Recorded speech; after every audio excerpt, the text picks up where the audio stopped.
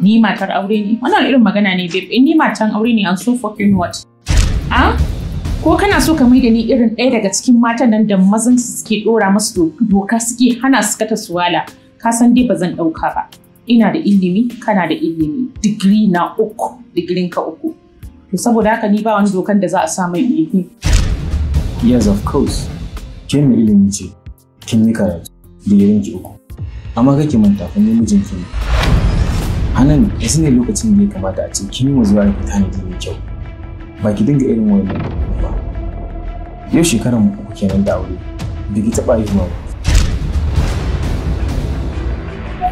Ya Allah, Ummana. Ummana ina kika je? Idan baki na ba wallahi mutuwa zan yi.